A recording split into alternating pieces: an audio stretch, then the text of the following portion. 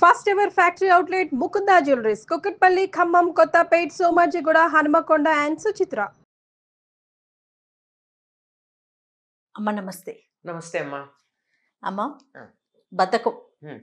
ప్రతిదీ post phone చేయటమే. హ్మ్. ఇప్పుడు చదువుకోవాలి, కొంతసేపు ఆగి చదువుకుందాం. ఇప్పుడు తినాలి, ఆఖరికి తినే విషయం కూడా ఇంకొక 1 అవర్ ఆగి తిందాంలే, లేదా ఒక గంట పోయినాక ఇంకొక 2 అవర్స్ అయినా అట్లా ఏదో ఒక ఆలోచన. Post phone post phone post phone, ప్రతి విషయానికి ఇలాగ ఆలోచిస్తారమ్మా. ఇవాళ చేయాల్సిన పని రేపు, రేపు చేయాల్సిన పని ఎల్లుండి, లేకుంటే చేయకుండా పోవటం. అంటే నాకేమనిపిస్తుంది అంటే, ఇలా బద్ధకంతో ఇప్పుడు ఇవాళ చేయాల్సిన పని పోస్ట్ పోన్ చేస్తారు కదా, రేపటికి చేయకుండా అయిపోతుందేమో అన్న ఊహ ఉంటుందేమో అనిపిస్తుంది. అంతేనంటారా? అంతేకాదు, అసలు ముందర చేయకపోతే ఏమిటని లేజినెస్. దీన్ని అలసత అంటారు. మనిషికి పురోభివృద్ధి చెందడానికి అడ్డుపడే అంశాలు కొన్ని చెప్పారు. అటువంటి వాటిల్లో చాలా ప్రధానంగా చెప్పుకునేటటువంటిది అలసత, అంటే బద్ధకము. దీన్ని లెథార్జీ అంటారు ఇంగ్లీష్లో. ఓకే అమ్మ, అలసట అంటే అలసిపోవటం కాదు, అలసట వేరు, అలసత వేరు. అలసత. అలసట అంటే బద్ధకం, ఆలస్యం చేసే గుణం అలసట. ఓకే, అర్థమైంది కదా. ఆలస్యం చేయడం, వాయిదాలు వేసుకుంటూ పోతారు. మీరన్నట్టు చెయ్యాల్సిన పరిస్థితి లేకుండా తప్పించుకుపోతుందేమో అనేటటువంటిది ఎక్కడన్నా ఉంటే ఉండొచ్చు. కానీ అన్నం తినాలనుకోండి, ఇందాక మీరు చెప్పిన వాటిల్లో అన్నం తినడం అన్నది మానకుండా అవదు కదా, తినాల్సిందే కదా. అది మానేసే పరిస్థితి లేదు కదా. ఏదైనా మందంటే అనుకోవచ్చు, ఇంకేదన్నా పని అంటే అనుకోవచ్చు, ఎక్కడికన్నా వెళ్లాల్సి ఉంటే అనుకోవచ్చు. కానీ అన్నం తినడం అనేది మానం కదా. అయినా దానికి కూడా బద్ధకం ఉంది.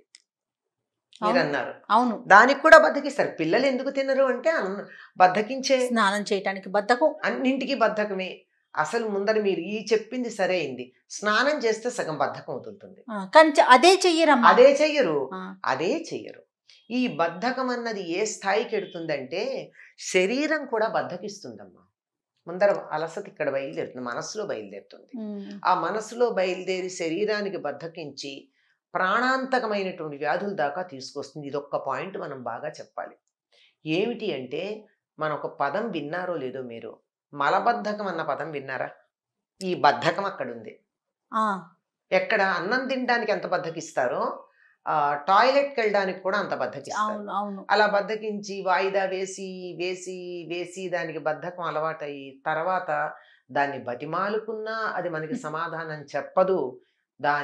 దానికోసం మందులు తీసుకోవడం, ట్రీట్మెంట్స్, చిట్ట చివరికి పైల్స్ దాకా వచ్చి, ఫిషర్స్ దాకా వచ్చి, ఆపరేషన్స్ దాకా వచ్చి, ఇంత దాకా వస్తుంది. ఎక్కడి నుంచి వచ్చింది అంటే, ఈ బద్ధకించటం అన్నది ఇక్కడ బయలుదేరింది, అక్కడి దాకా వెళ్ళింది. అవును, అక్కడి నుంచి ఇది మొత్తం అన్నింటికీ కూడా పెద్ద శత్రువు బద్ధకమే అన్నారు. మనిషి విజయం పొందడానికి, అపజయం పొందడానికి కారణం బద్ధకమే. ఒక్క క్షణం ఆలస్యం చేస్తే ఏమవుతుందో తెలియదు. ఎప్పుడు జరగాల్సింది అప్పుడు జరగాలంతే. ఒక రోజు ఆగి మందు వేసుకుంటానంటే జీవుడు ఉంటాడా మర్నాటి దాకా? ఉండడు కదా. మందు వేసుకోవడానికి సమయానికి వేసుకోవాలి, బద్ధకిస్తే ఎట్లా? అవును. అందువల్ల అక్కడి నుంచి లెక్క పెట్టుకుంటే, మీరు అన్నం తినడం తర్వాత కార్యక్రమం దగ్గర నుంచి మనం చెప్తున్నాం. దీన్ని ప్రొక్రాస్టినేషన్ అంటారు. ఈ ప్రాసెస్ని మనసుకు ఉన్నదేమో లెథార్జీ, బద్ధకం. ప్రొక్రాస్టినేషన్ వాయిదాలు వేసుకుంటూ వాయిదాలు వేసుకుంటూ వాయిదాలు వేసుకుంటూ వెళ్ళే పద్ధతి. అంటే బాగా లాగుతూ ఈడ్చుకుంటూ పెడతారు పని. మీరు అన్నట్టు ఇవాళ చేయాల్సింది ఇవాళ చేయకుండా రేపు చేద్దాంలే అని అనుకోవడం. రేపటికి ఏమవుతుందమ్మా? ఇవాల్టి పని రేపటి పని కలిసి పేరుకుపోతుంది. అలా ఒకటి ఒకటి ఒకటి ఒకటి ఒకటి పేరుకుపోయి కొండంతయి మనం ఏమీ చేయలేని పరిస్థితి, వదిలేస్తాం, పూర్తిగా వదిలేయడం అవుతుంది. నువ్వు ఏ విషయంలో అయితే నువ్వు బద్ధకం వహించావో ఆ విషయాన్ని వదులుకోవడానికి సిద్ధపడ్డావు అని అర్థం. అంతే. పేరుకుపోయి కొండంత అయింది, ఇంకేం చేస్తాం? కొండని కదిలించలేం కదా. అవును. అందువల్ల ఇంకా లాభం లేదు, ఇది నా వల్ల కాదు అని వదిలేయడం. ఇది మనస్సులో ముందర బయలుదేరుతుంది. నిజానికి శారీరకమైన అలసత్త కన్నా మానసికమైన బద్ధకం చాలా ప్రమాదకారి. అక్కడి నుంచి మొదలవుతుంది. కొంతమందికి ఆలోచించడానికి బద్ధకం. ఇప్పుడు ఏదైనా సమస్య వచ్చిందనుకోండి, ఎవరో ఒకళ్ళకి చెప్పేసి రిలాక్స్ అయిపోతారు. అంతేకాదు సమస్య పూర్తిగా చెప్పరు.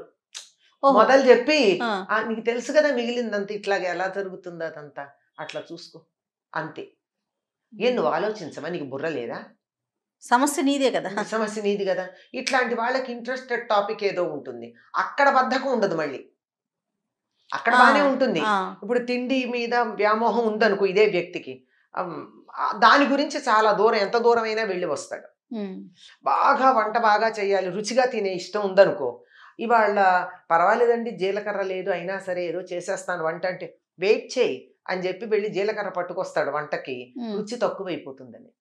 అక్కడ బద్ధకం ఉండదు. అంటే అది అక్కడ తిండి మీద ఇష్టం ఉన్నవాడైతే. అదిగాక మరో దాని మీద ఇష్టం ఉన్నవాడు అనుకోండి, సినిమాలు చూడడం అనుకోండి, దానికోసం వాడు ఎక్కడ లేని శ్రద్ధ ఓపిక వచ్చేస్తుంది. వేరే పనికి వచ్చేటప్పటికి బద్ధకం వచ్చేస్తుంది. బద్ధకం దేని వల్ల వస్తుందంటే ఆ వస్తువు మీద, ఆ విషయం మీద శ్రద్ధ లేకపోవడం వల్ల, దాని గురించి లెక్క లేకపోవడం వల్ల, దాని గురించి పర్వాలేదులే అని టేక్ ఇట్ ఈజీ అంటూ ఉంటామే. టేక్ ఇట్ ఈజీ కూడా కాదు. ఈ కాలం పిల్లలు వాడుతున్న పదం ఏంటంటే లైట్ తీసుకో, లైట్ తీసుకో అంటారు. లైట్ తీసుకోవడం వల్ల వస్తుంది. నేనంటాను లైట్ తీసుకోమనే చెప్తాను నేను. లైట్ అంటే తేలిక కాదు, వెలుగు. ఆ లైట్ తీసుకోనన్నా, ఎందుకు లైటే తీసుకో కానీ వెలుగు తీసుకో, దాంట్లో పాజిటివ్ సైడ్ తీసుకో. నువ్వు వెలుగు, 10 మందిని వెలిగించు, అది బాగుంటుంది. కానీ లైట్ తీసుకో అని దాన్ని తేలిగ్గా చులకనగా పక్కన పారేస్తే నువ్వు బరువెక్కిపోతావు, లేవలేనంత బరువు అవుతావు. మీరు అన్నట్లు ఇందాక కొంతమందికి కొన్ని విషయాలు ఉంటాయి కదా, కొంతమందికి అన్ని విషయాలు బద్ధకమేనమ్మా. తినడం కూర్చోవడం తప్ప రెండో పని చేయలేకపోతే. తినడం అయితే అదే అంటున్నాను, అక్కడ తినడం మీద ఉంది వాళ్ళకి. ఏ విషయంలోనూ జీవితం మీద ఒక అవగాహన లేకపోవడం కాదు, లక్ష్యం లేదు, ఒక లక్ష్య శుద్ధి లేదు, ఇది సాధించాలని లేదు. దీనికి కారణం ఎక్కువగా, అంటే 100% అని చెప్పను, ఎక్కువగా అంటున్నాను, ఎక్కువగా ఏమిటంటే అన్నీ అందుబాటులో ఉండడం. నీ అంతట నువ్వు లేచి వెళ్ళి చేసుకోవడం అన్నది అలవాటు చేసుకోవాలి. ఆరోగ్యం కోసం నాకు తెలిసిన ఒక ఫ్యామిలీలో ఒక అత్తగారు, పొద్దున పెద్దదే వయస్సు, చాలా పెద్దదే, బాగా దిట్టంగానే ఉంటారు.